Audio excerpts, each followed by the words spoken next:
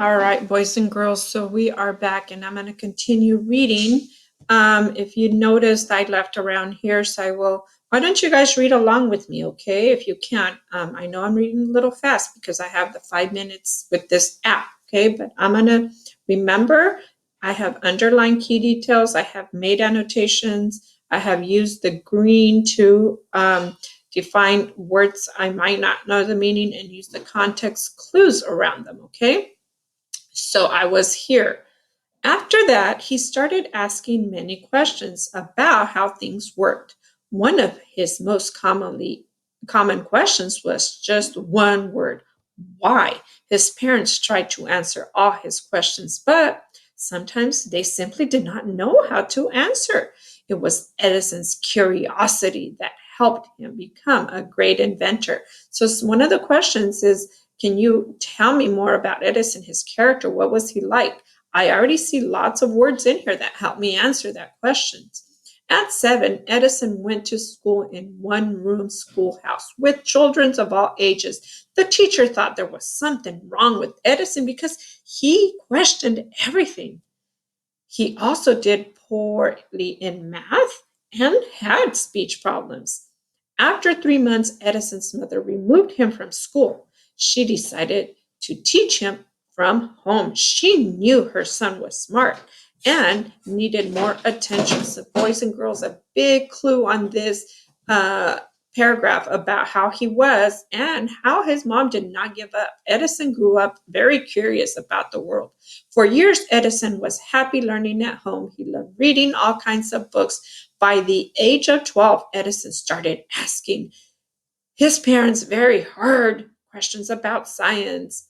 They did not know the answer. Unfortunately, Edison could not return to the schoolhouse because he had severe hearing problems. He was completely deaf in his left and 80% in his right ear.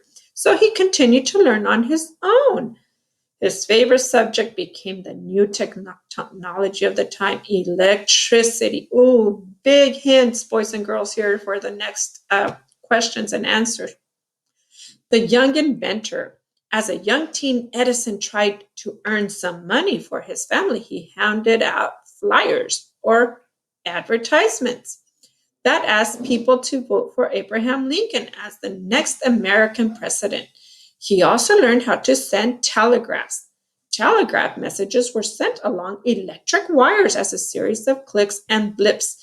These were then translated into codes and dots and dashes. At 15, Edison moved to Boston, to Massachusetts, to be a telegraph operator. He translated the coded messages and that came into the office. So, boys and girls, he started working. He was really young, and here are some words that have context clues.